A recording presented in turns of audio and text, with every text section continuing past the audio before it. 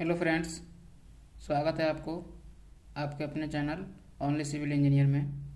तो आज का हमारा टॉपिक है 10 important points for RCC column.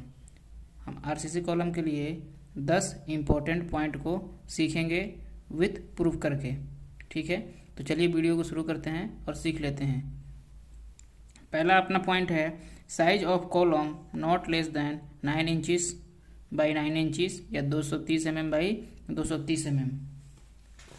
जैसा कि हम इस पे एक एग्जांपल से समझते हैं। जो अपना कॉलम का साइज होता है, ये जो कॉलम का साइज है, इसका अपना कॉलम का जो साइज है, इसका साइज 230 mm बाई 230 mm से कम नहीं होना चाहिए। 230 mm बाई 230 mm से कम नहीं होना चाहिए और 9 इंच से कम नहीं होना चाहिए। ठीक है। और अपना दूसरा पॉइंट है case of circular column diameter is minimum 9 inch या 230 mm। अगर रेक्टेंगुलर हो या अगर स्क्वायर कॉलम है तो कम से कम हमको 9 इंच रखना ही रखना है। अगर रेक्टेंगुलर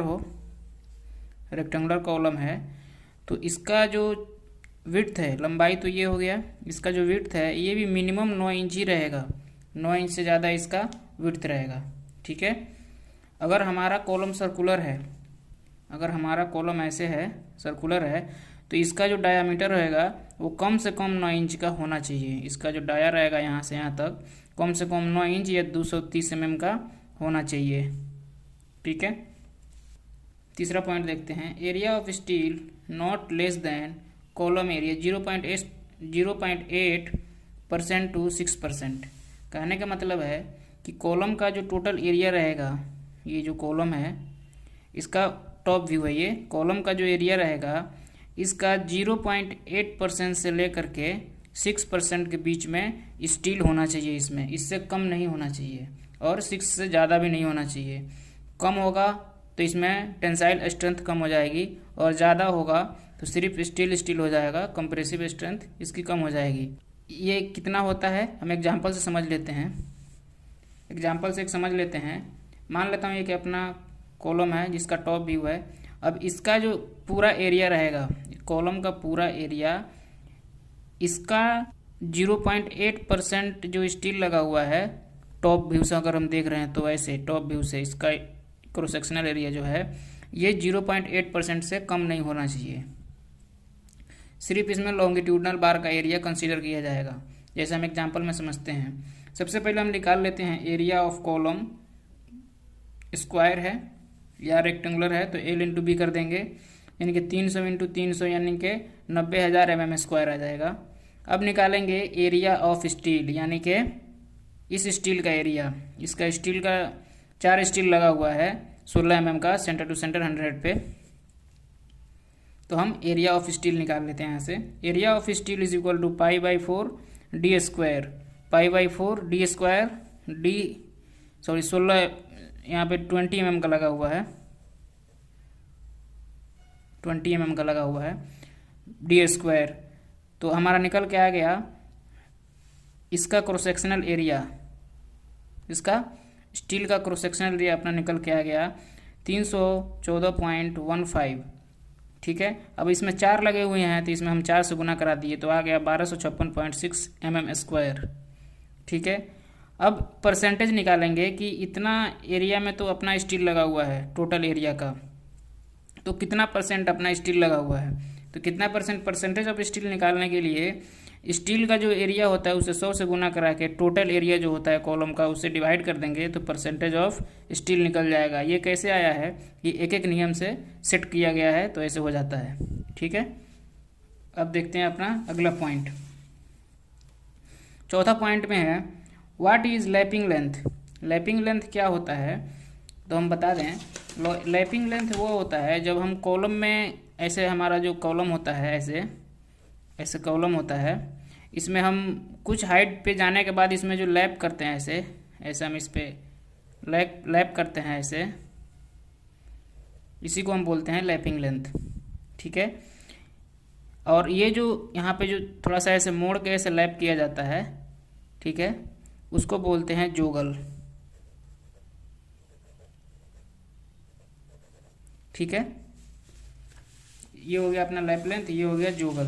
तो जोगल किसे बोलते हैं, इसी में है ये जोगल। उसके बाद लैपिंग जोन क्या होता है, तो इस जोन को हम लैपिंग जोन बोलते हैं। लैपिंग जोन हमेशा कॉलम के सेंटर के आसपास ही प्रोवाइड करना चाहिए, ना कि बॉटम में कर दिया या टॉप पे कर दिया, ऐसा नहीं होना चाहिए। लैपिंग जोन हमेशा कॉलम के सेंटर में दिया जाता है और ये जोगल प्रोवाइड करना ही करना चाहिए। ठीक है, अब बढ़ते हैं अपना 5वां पॉइंट की तरफ। तो 5वां पॉइंट है dia of steel bar minimum 12 mm। जो हम कॉलम में स्टील बार यूज करते हैं, ये कॉलम में जो हमने स्टील बार यूज किया है, मिनिमम इसका डाया जो है 12 mm का होना चाहिए, चाहे वो कॉलम सर्कुलर हो, रेक्टेंगुलर हो या स्क्वायर हो। ठीक है, अब देखते हैं अगला point. Lateral ties spacing centre to centre 100 mm to 200 mm। जो इसमें हम लेटरल टाइस प्रोवाइड करेंगे, कोई सा भी अपना कॉलम रहेगा, कोई सा भी अपना ऐसे कॉलम रहेगा, इसमें हम लेटरल टाइस जो प्रोवाइड करते हैं ऐसे, इसका जो मिनिमम स्पेसिंग होना चाहिए वो 100 mm होना चाहिए। कहाँ तक, मैक्सिमम जो होना चाहिए वो 200 mm होना चाहिए, इससे ज़्यादा नहीं होना चाहिए। ठीक है, हम देखते हैं अगला पॉइंट। अगला पॉइंट है 7 number, use minimum 4 bar in square column and 6 bar in circular column. अगर हमारे पास स्क्वायर कॉलम है, अगर हम स्क्वायर कॉलम का बात करें ऐसे, तो इसमें कम से कम 4 बार प्रोवाइड करना है। अगर हम सर्कुलर कॉलम बना रहे हैं तो इसमें कम से कम हमें 6 बार प्रोवाइड करना ही है, 6 बार प्रोवाइड करेंगे। ठीक है, नेक्स्ट 8वां point, longitudinal bar bend in footing. Longitudinal जो बार रहेगा, ये जो हमने बार बार ऐसे एग्जांपल पे समझा रहे हैं, ये जो अपना ये फुटिंग होती है, ऐसे फुटिंग होती है और यहाँ पे ये बार लगा हुआ है कॉलम का। तो लॉन्गिट्यूडनल बार जो होता है ऐसे फुटिंग में हमेशा मुड़ा रहता है, बेंड रहता है। ठीक है, ये बहुत ज़रूरी होता है कॉलम की मजबूती के लिए।